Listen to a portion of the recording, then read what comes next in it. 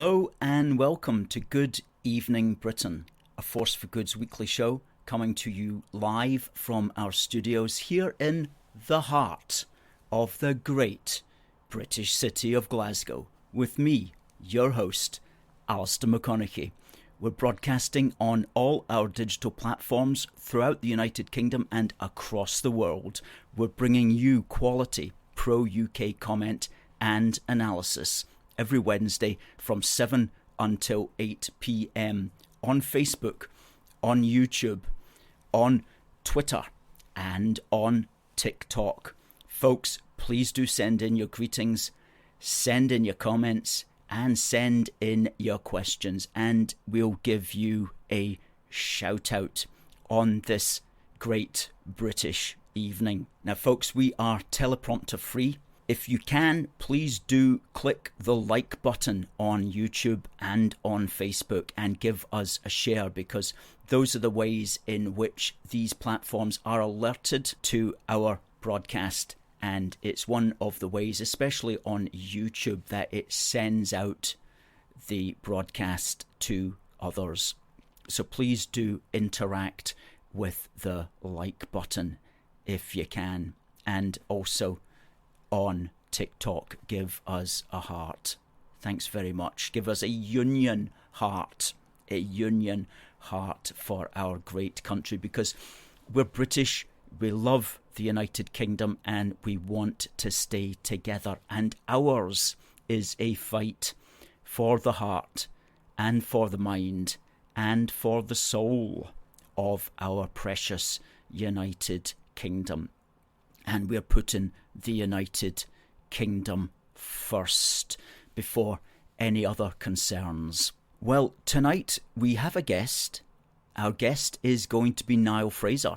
And Niall will be coming on about 7:30, 7:35. And he's going to be telling us about the lessons that he's learned and his thoughts on his campaign at the Rutherglen and Hamilton West by-election, which was a couple of weeks ago now, but it's time enough for Niall to have considered the event and the exciting days that he spent campaigning for the Scottish Family Party. So he's going to be telling us about that, as well as the sort of approach that he's going to be adopting in the future. We also want to talk about our recent activism. We want to talk about the SNP Conference. And if we've got time, we might even sneak in a Busting Indie Myths Part 28. So a packed programme tonight, as always. Let's say hello to the people in the house. And first in was Derek, who says, "Good evening, AFFG and Alistair. I hope everyone is doing great. It's good to see in 10 years before and after the SSEC SNP Conference, when it had 12,000 delegates, and last weekend when it couldn't even fill the place that it was in Aberdeen."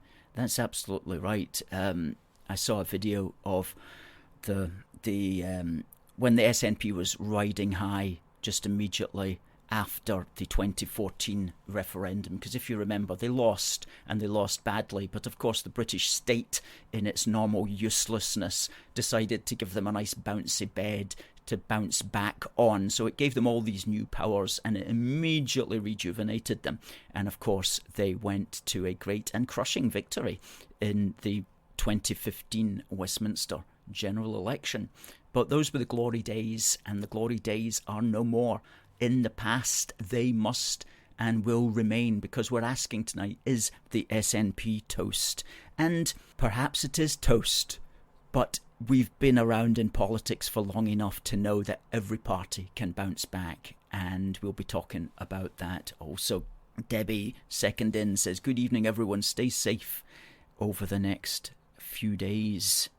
Hello to Dominic as well, and to Adam from the heart of rural England, D. Stanners from Kilsyth, and Stuart from Elgin. Adam talks about Lisa Cameron, who's the SNP MP who's defected to the Tories, who made Kim Jong-Homsa angry. Well, we're going to be talking about Lisa Cameron with Niall Fraser, who is from the same neck of the woods. That's our guest that will be coming up this evening. We've also got, of course, our On This Day in British History. Christopher says, busting indie myths is always good. The SNP Conference like a mediocre band in its latter days. Wasn't it just? Well, Derek's looking forward to seeing Niall as well. And hello to Kathy. Good to see you in the house, Kathy. Welcome to the AFFG family. Now, what was AFFG doing last weekend? Well, last weekend we counted. The Scottish Nationalists had a couple of events on. One of them was a march through Glasgow by a group called Yes to Indy. We videoed them, we counted them, and they took 48 seconds to pass our counting point. And there was 57 of them, and you can find our video on our YouTube channel, which has had almost 4,000 views. So in fact, we actually did publicise. We publicised their march actually more than people would even have seen it if we had not publicised it. In fact, probably just a few seagulls would have seen it if we had not publicised it for them. So they really owe us for that. But there was 57 of them. And then there was the Chain of Freedom. Now let's just talk about the so-called Chain of Freedom. Now we've got a map. What this was the Scottish Nationalists were trying to hold hands from Glasgow to Falkirk. It was initially going to be from Glasgow through Falkirk right to the Scottish Parliament. And they reckoned they could get 77,000 or something like that to hold hands. But the amusing thing was they genuinely did believe that they could do that. Anyway, of course they couldn't, and we said that they'll not be able to do that. Well, what happened on the actual day? Well, on the actual day, they got... Well, it's impossible to actually give an accurate figure. But we do have one or two little videos. Here's a video that one of our activists, or colleagues rather, took and sent to us. And let's play this. Now, this is somewhere at the beginning of the march, somewhere in Glasgow. Let's go ahead and play this video.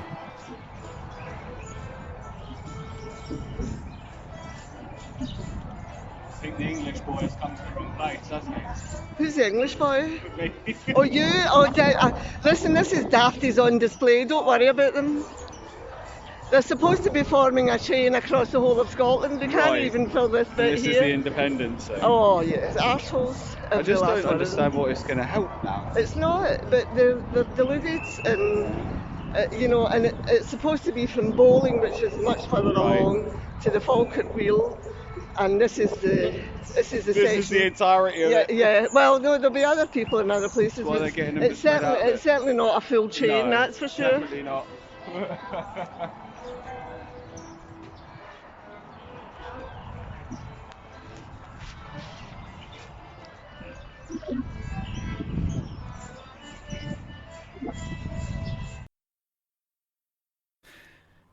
Deluded dafties on display, as the person who took that video very cleverly described them. Deluded dafties on display. And they finally, that little group did actually link hands as far along the canal as they could, and we've got the video of that, which is just a short one, which we'll play as well.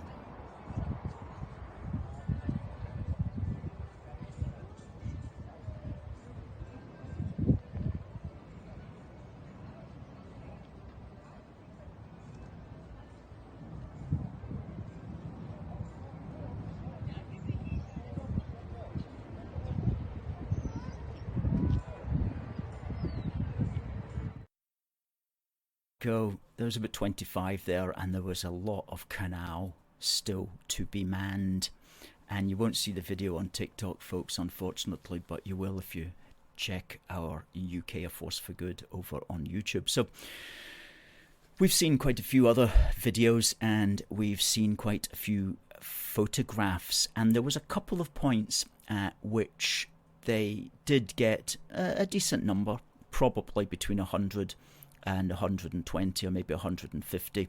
And let's just go through the photographs that we've got here. Now, there's one that's crossing a bridge. But as you'll notice, if you look under the bridge there, you'll see it's a kind of semicircular bridge, but they're really only on this side of it. So there's really only the 40 or so that you see on the top of the bridge there. Okay. Now, that's probably their best one. That's, from what we could tell, that's about 120, 130 people there. That's taken with a drone. And I think that's at a different place. And again, that's about 100 people there. So they had a couple of places where they could get a good turnout. And most of the photographs that you see on the internet are taken from those two positions, are taken of the crowds on those two lines in two different parts of the canal there. Okay? But most of the pictures are like that, which is to say 15 people or so at various points. So we have not seen any video or picture evidence to suggest that there was much more than 500, and that's being quite generous, because we're always keen to be as generous as we can. So we've not seen any evidence that would suggest that there was more than 500 at the various places in their entirety. And we can't, unlike our normal videos, obviously we can't prove that, because the canal, that whole area is a huge area. But from what we've seen, and we've studied all the pictures and video evidence, we don't see any evidence for more than 500 in total. Just so that you know that that's our considered opinion. Certainly no more than 500 in the entirety of the event. If anybody's got other footage that can convince us otherwise, by all means, please share it with us. Okay, folks, remember you can give us a super chat tonight. Do we have any super chats? You should be able to give us a super chat anyway. If you're not able to, if you can't see the super chat button, click on the three little buttons and it might come up. Alan, nice to see Alan in the house, says I hope you're all doing well. Now we've got our guest coming up at about 7:35 tonight. Now what I want to do, it was the SNP Conference on Sunday, Monday and Tuesday, and has already been noted far fewer people than normal at an SNP conference.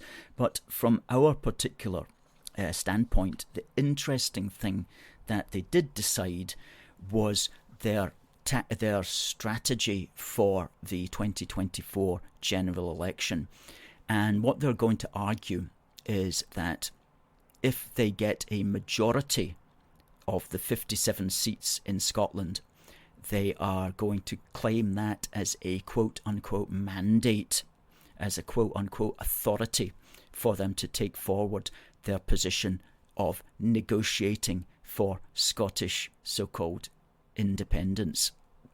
That is, if they get a majority of the seats, there'll be 57 seats in Scotland, so 29 will be the majority. Now, this differs from the other mandates that they were talking about, one of which was simply to have a majority of seats, not a majority of all the seats. For example, a majority of seats would be 26 for the SNP, 24 for Labour, and 7 for the Tories, for example. They're not going with that. They're going with the majority of all the seats, which means they'd have to get 29 out of 57. Now, this differs from Nicola Sturgeon's suggestion last year that they would go for a majority of all the votes on the day. That is, if 50 plus 1 of the people who bothered to vote on the day voted for SNP, that would be the so-called mandate. So they're going with this majority of all seats, which is an interesting tactic. And why are they doing that?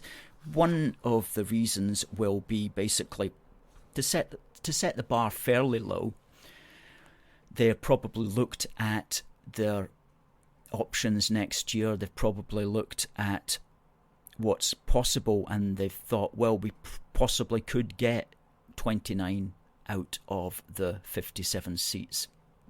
So they're doing that. They're also hoping that if they get a decent number of seats like that, then they'll have some kind of leverage if there were to be a government that needed their support. For example, if Keir Starmer won, but he didn't win by a particular large majority, the SNP would be hoping that they could put their oar in there and they could say, hey mate, we've got 29 seats, we've got the majority of seats, we've got a mandate for a second referendum, and if you don't give us a second referendum, then we are going to cause trouble for you.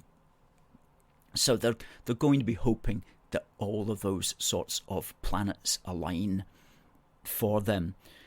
And it's possible they could do well next year. And I was thinking about that, and I thought, look what happened to Labour under Blair during the Iraq War. Labour lost a lot of support in Scotland as a consequence of Labour's support for the Iraq War, and all the people who were against, all the Labour supporters who were against the Iraq War, and there was a significant number of them, they went with Alex Salmond's SNP. Now, goodness knows what's going to happen in the Middle East over the next few months, but if that situation deteriorated into some kind of shooting war where Britain was forced to side against, for example, Iran or Syria, and you had basically we're going into a general election with a war, then what you'll get, and if Labour support it, and if Keir Starmer supports another war in the Middle East, then all these Labour people will flock back to the SNP. That's something that one needs to be aware of. It's something that Starmer needs to be aware of, as well as Rishi Sunak. And it will be Labour's Iraq war catastrophe all over again. And if Starmer were to be elected, and if he were to continue to prosecute such a war, then again, the SNP are just going to start rising in the polls again. So it can depend on how Labour go with this whole unfolding situation as well. So that's just something I'm putting out there to be aware of. So they could do well next year, depending upon the international situation, or they could do fairly poorly. We'll just have to wait and see. Certainly at the moment, the trajectory does appear to be downwards. We'll speak with Niall about his thoughts on that as well when we speak to him at 7:30 this evening. Talking of mandates, last week I was speaking about the extent to which the SNP have never had a majority of the turnout at any Scottish or British election, and they've certainly never had a majority of the electorate at any Scottish or British election. And I spoke about the figures from 2007 when they got into power in Scotland. And this week we've put all those figures into an article which is on our Substack, and you'll find the link to that article in the thread. And in a moment we'll also bring up the graphic that summarises all of those points. Union Jack playing cards. What I want to do is show you the graphic that we have done that details the mandates. Here we go. I've put it up. If you go to our Substack article, it's free for the moment. Everybody can read it. We detail this, and we publish this graphic showing the SNP vote expressed as a percentage of the electorate and the SNP vote expressed as a percentage of turnout at every single one of the 8 elections since 2007. That's a very valuable graphic, I've never seen it written down and publicised like that. And that article will go into a chapter in our book if we can get it published by the end of the year. We're still trying to raise some financing to get the book underway in order to get everybody sorted for that. But if we can raise the financing for that, then that will be one of the chapters in the book. Good stuff. Now I want to do on this day in British history matters. And folks, I will ask you a question about this afterwards, and the winner will get not only this Union Jack playing cards packet, but will also get a copy of our latest magazine worth £4.50, Union Heart, King and Country. Good. Well, what happened on this day in British history? Well, on this day in British history, a very important matrimonial union, the woman of which passed away on this day, 18th of October in 1541. The Scottish Queen Margaret Tudor, who was married to James IV of Scotland, he died. And unfortunately, at the Battle of Flodden, but she died on this day in 1541, and she was the eldest daughter of Henry VII of England and Elizabeth of York, and she was the older sister of Henry VIII. But Henry VII wanted a matrimonial bond between England and Scotland, and so his daughter Margaret Tudor was hitched up with James IV, and they basically, Margaret Tudor is in a way responsible for the union of the crowns, which was to follow in 1603, because when Elizabeth I died, she was the last Tudor. She died childless, and England had no king or queen, and so they looked around and they found James VI, who was actually a direct descendant of Margaret Tudor. So he was the closest that England could find, and in fact that was the case of Mary Queen of Scots as well, who she argued that she was in fact the rightful Queen of England and not Elizabeth I, and that's why unfortunately Elizabeth I chopped her head off, because she couldn't have that competition. But eventually Margaret Tudor's heirs came around, and James VI became king in 1603, not only of Scotland but of England, and of course famously declared himself king of Great Britain, the first union as it were. So she died, Margaret Tudor died on this day. We've got a picture of Margaret Tudor, let's stick her up there. There we go. Quite a fulsome lass. And I like this wee cartoon of her, not cartoon but drawing of her, which is the next picture. There you go. There she is there with James IV. They married, and eventually they would produce, or rather James VI would claim the kingship of England as a consequence of that particular marriage. Cool. Okay. Well, we lay all this out in our magazine King and Country. In the middle pages, we've got Scottish roots of the British royal family. And the chap here has James IV, who married Margaret Tudor, followed by James V, followed by Mary Queen of Scots, followed by her son James VI of Great Britain. and he called his children, he called his son Henry, after Henry VII, and he called his daughter Margaret, after Margaret Tudor. So there you go. Now we've got our guest coming up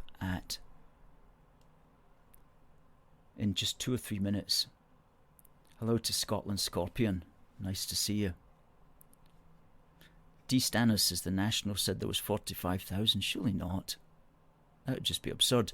But like a lot of things, unless you can actually, like a lot of propaganda, unless you can actually verify it, then people just end up saying anything, and it's impossible not to contradict it because it's just so much made up that there's no way you can contradict it, certainly not in the moment. As we say, it was more likely 500 or thereabouts. And as Christopher says, 500 people who are missing out on something more exciting, like going to Tesco on a Saturday morning, for example. Now we're about to bring in our man, Niall Fraser. Folks, please say hello to Niall. Niall was the Scottish Family Party candidate at the Rutherglen and Hamilton West by-election, and he's going to tell us all about his adventures on that particular escapade. Now, folks, if you're watching on TikTok, you won't see the interview. You'll only hear me when I speak, but you can watch the interview at youtube.com/UK, a force for good. Let's bring in Niall. Good evening, Niall. Good evening, Alistair. How are you? I'm good. Thank you very much for coming on the show. Now, Niall, you were the Scottish Family Party candidate. We have got the results, actually. We'll just bring up the Beautiful results and we'll just talk the viewer through it. So Labour won, famously. Huge landslide. Yes, and you are there with your 319 votes. Mm-hmm. Just below Reform UK. Yes. Now, that we'll just remove the. I'm glad I got more votes than the Prince Ankit Love, the Emperor of India. I thought that would be an intense embarrassment if I had not beat the Emperor of India. Although I can imagine he should have got more votes than just 34, but I'm actually quite proud of that result. Actually, yes. Tell us your thoughts on that. Did it come as a surprise to you? No, I thought I would do it slightly better than that, if I'm honest. I'm glad that I'm on par with Reform, just by the virtue of the fact that we spent almost nothing in this election, nothing at all. Reform has got an annual budget of, I think, £700,000. So we are just a flicker, 80 votes away from Reform, having spent literally like zero money. We've spent the £500 deposit and the leaflets. So, I mean, the campaign was right from start to finish. It was really quite amazing, just as an experience, all the way from designing a leaflet to chatting people's doors and asking them to vote for me. So I've went full circle with sort of, my tactic originally was to sort of dominate the high street in Rutherglen. So the high street, I was there 3 days a week. Hi Derek, thanks for saying that. So dominating the high street 3 days a week, Wednesday, Friday, Saturday, and just really pound the message into the street and into the people in the street that I'm not going away, that this question needs to be, that this gender aspect that I was focusing on, it was very narrow focus. I was saying this election's about defeating a lie, the lie being that you could change sex. So I had very consistent messaging on that all the way from the debates to the STV 20 seconds, which was a bit of a joke as well. I mean, you know, all the other candidates get, you know, well, not all the other candidates, but the quote unquote main candidates, you know, they get a full debate show, whereas the rest of the candidates are forced to condense their message into 20 seconds, Alistair. So I don't know if you could, if anyone could convey such a complex political message over 20 seconds. Yeah, it's just impossible. Well, you say that, but I think you did it very well. I've seen the clip of your point of view. I don't know if we've got it handy, the 20-second clip.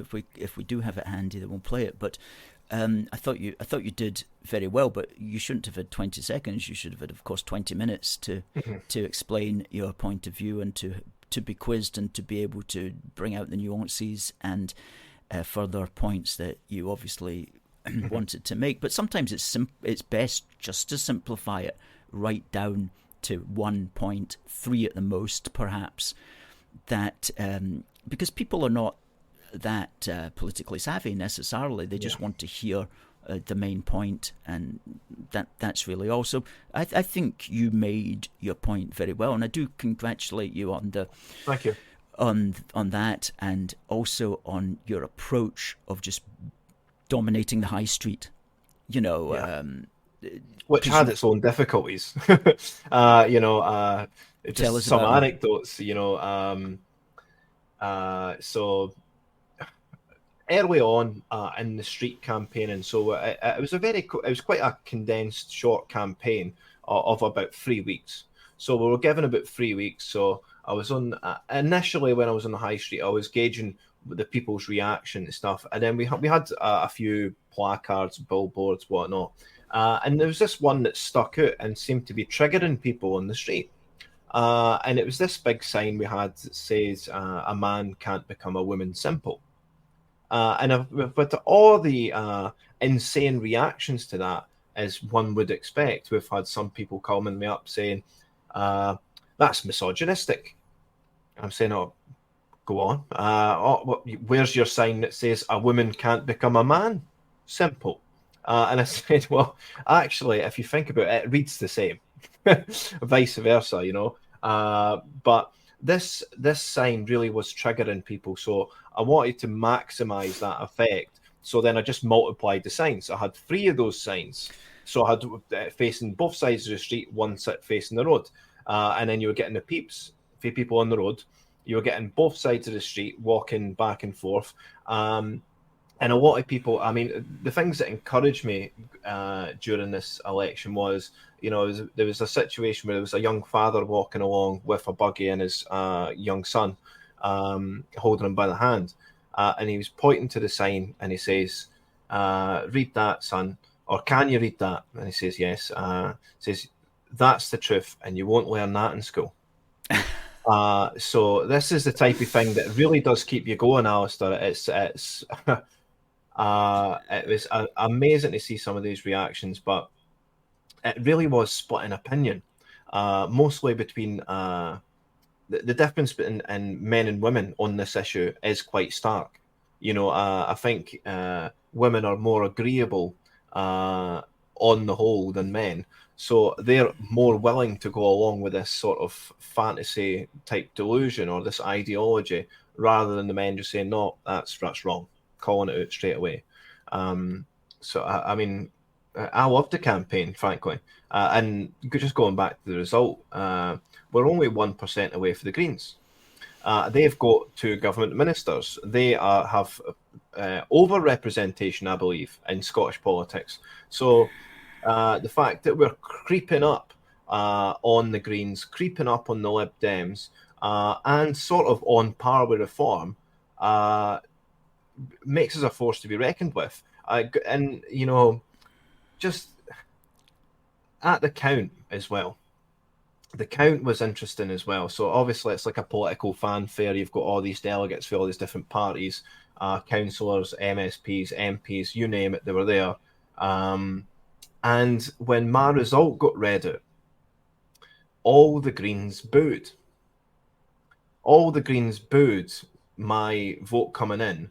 And, I don't take it personally, but again, they're not just booing me, they're booing the people who voted for me as well, which I think is just frankly disgusting. For people to have the courage to vote for me and to vote out with the established voting blocks, but then to sort of boo people that voted for that. It's beyond the pale, actually. It's a good point. The Scottish Cabbage Party, as I like to call them, the soggy Greens, are often beyond the pale in some of the ridiculous things that they come up with. Mm-hmm. And there's been a definite change since Harvey took over, which has been for a while. But where it used to be that guy who looked like Doctor Who, he'd walk about with a hat and a scarf on. You're talking about, and he was semi-intelligent and quite sensible on many things. He was also a Unionist, believe it or not, as well. And he remains so. He's still around. So he was a kind of old school Green, but I knew people who were in the Green Party at that time, and I knew a bloke. I won't be breaking any confidences when I say that he got pushed out by Patrick Harvey because he didn't go along with the sexualisation of the Greens, the idea that we're going to transform this from an environmental party to basically a party that's only concerned about sexuality issues.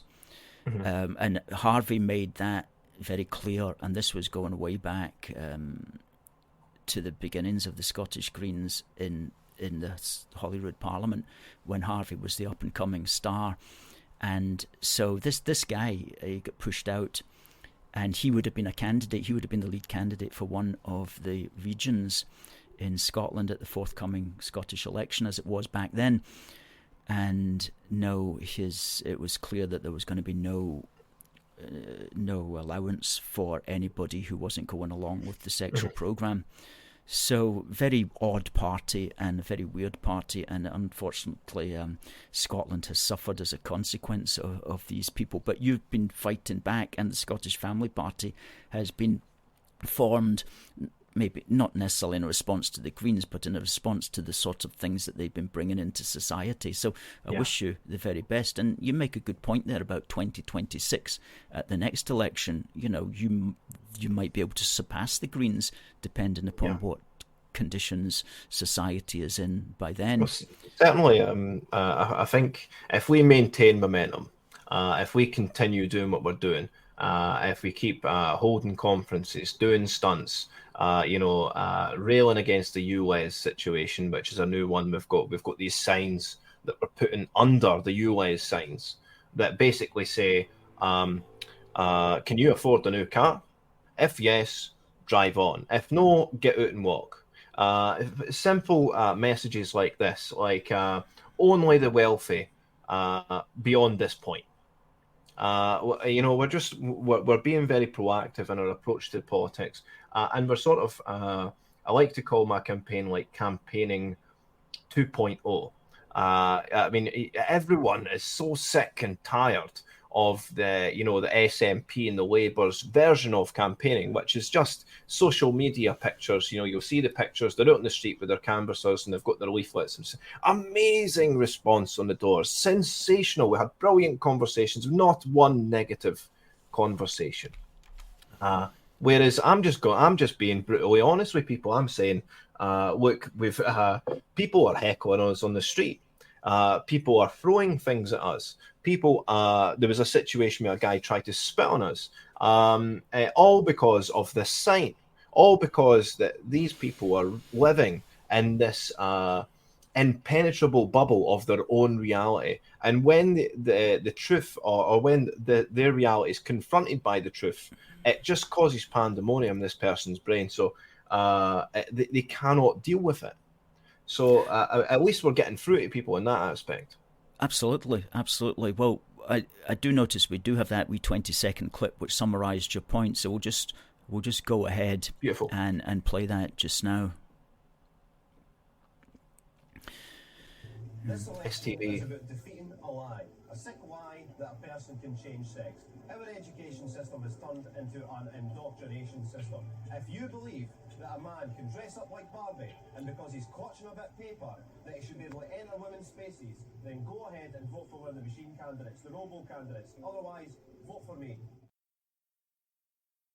go ahead and vote for one of the machine candidates or the robo candidates. Yeah. Otherwise, vote for me. I think you summed that up quite well there in 20 seconds. Absolutely. I don't think you can do much more than that, Alistair, if I'm honest. I tried to be as forceful as I could.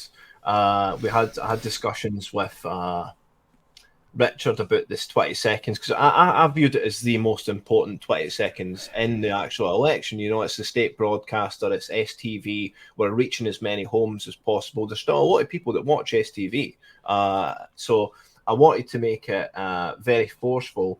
And then the discussion was with Richard that people weren't even going to understand what I mean by if you think because a guy is dressed up like Barbie and because he's clutching a bit of paper.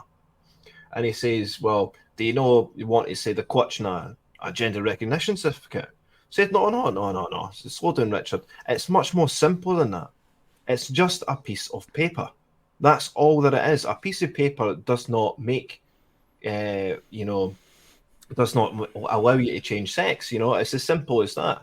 So we were very forceful in our rhetoric, but I reckon they got the message across. And considering the result, I believe it sort of resonated with a lot of people. Yes. Oh, it did. It did. And the thing is, if you had been on the telly all the time in the way that the Labour man was, or the SNP man was, then hundreds more people would have voted for you. Mm-hmm. Because politics does really come down at the end of the day to the media.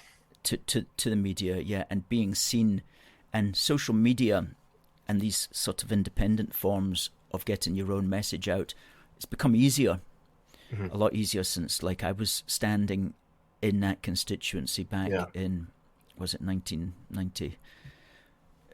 Oh no! So you didn't have the advantages of social media, right? Yeah. So you can't bypass the sort of established media press corps, and at that point, that's almost insurmountable, Alistair. Thinking back to the 90s, it would be insurmountable to sort of come from nowhere, unless you were in the papers all the time, unless you were on the TV all the time.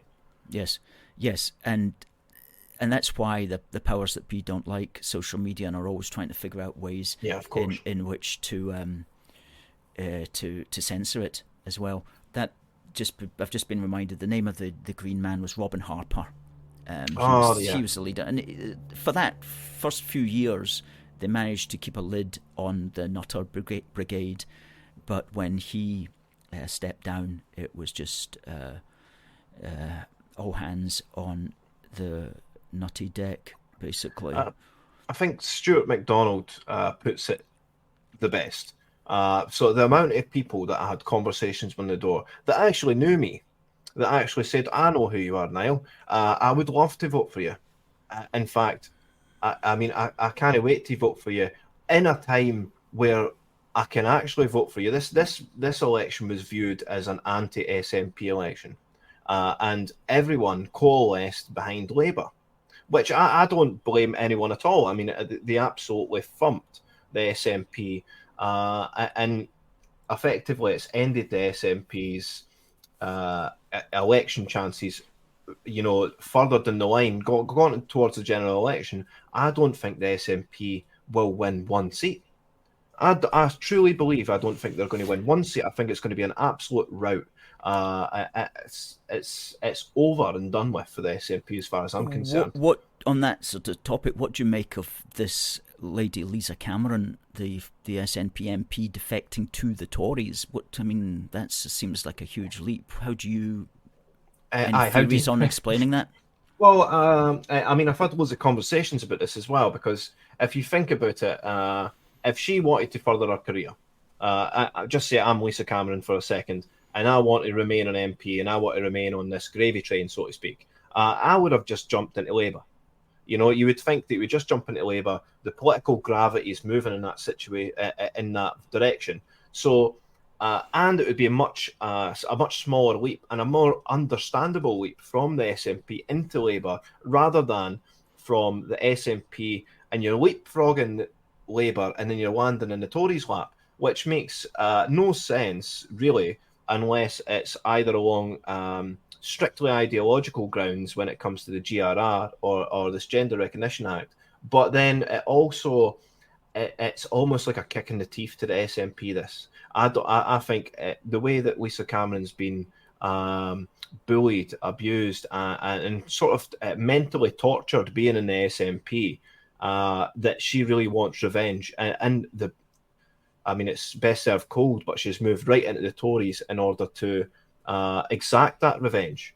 That makes a lot more sense to me than her trying to jump on a gravy train. It doesn't make any sense because the Tories don't really stand a chance in East Kilbride. It's right next door to Rutherglen and Hamilton West, so you'd think that it's just going to be another Labour win there come the general election. So I think Lisa Cameron's, it's definitely an interesting case. I'd like to actually speak to her personally and ask her opinion or ask her rationale on why. But for me, I'm weighting it towards more sort of kicking the SNP as she's leaving. You know, it's more of a kick in the teeth, and it's more of a sort of a passing, like a stab in the back as she's leaving the building, basically. Yes. Interesting thought. It could be. Well, what do you make of it? I mean, it's never been done before, right? This jump, especially from the pro-Indy party to the Conservative and Unionist party, the clues in the name. So I've never seen that jump made, but I encourage it. Yes, I wondered if, the Tories must have been in touch with her and said, why don't you come and join us?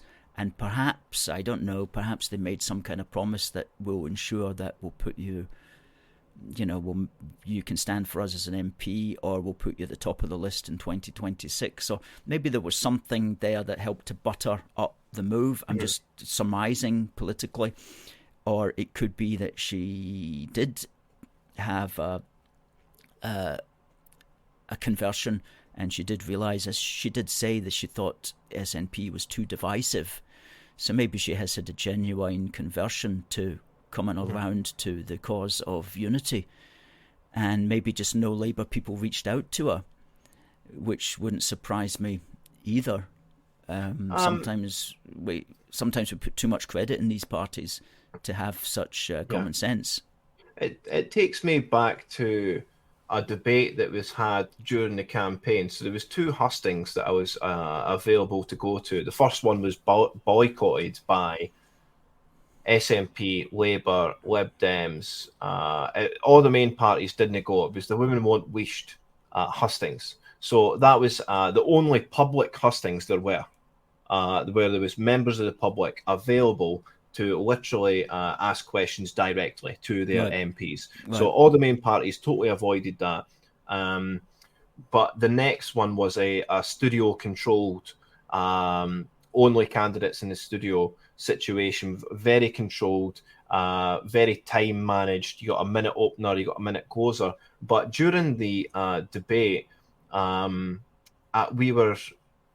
the moderator asked us, well, the Scottish Family Party is neutral on the idea of independence. And I got a great response when I says, absolutely, we're neutral. I'm a unionist. I'm quite happy to say that. But we've got other people that think that in the grand scheme of things, in the list of priorities that we've got here in Scotland, independence is maybe 10 out of 10 on the list of priorities. And we understand that.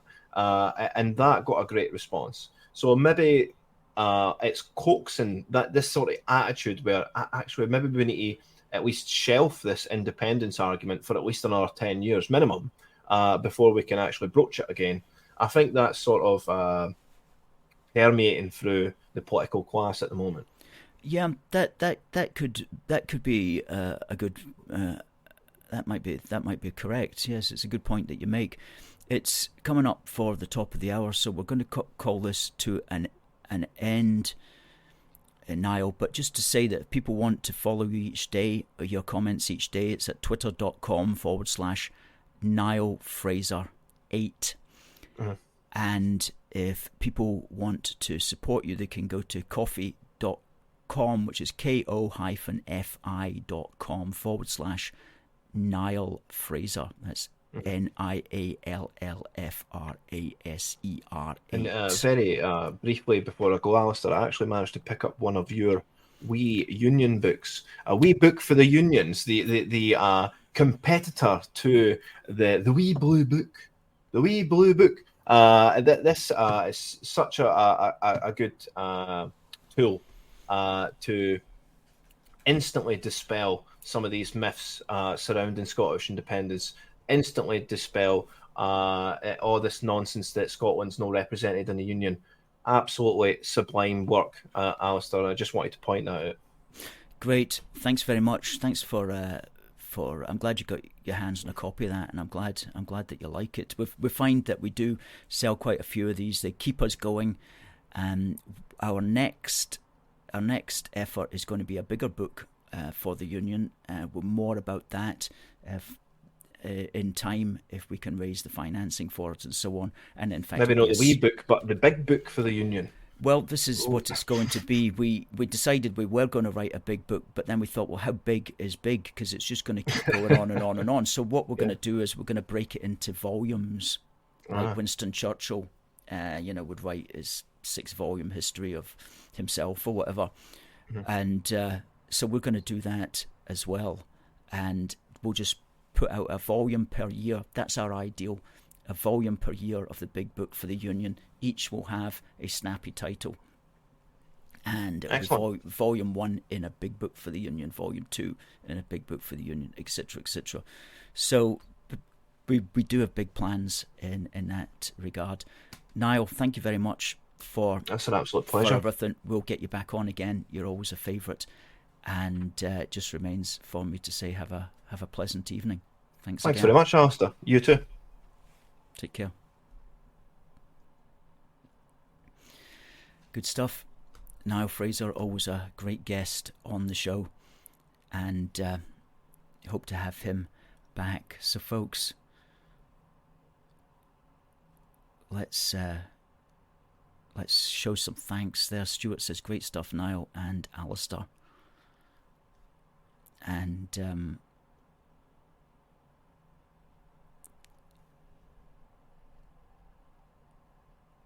who else? Alan says thanks, Niall. And Niall is now out of the studio, and Niall has left the building. G. Stanners says all the best, Niall. And Derek says great show. Catherine says thanks, Niall. Now, Niall mentioned the wee book for the Union there. This is a real good book. If you haven't got it, please do go to our shop, which is at shop. It's at forceforgood.uk/shop-1. There we are.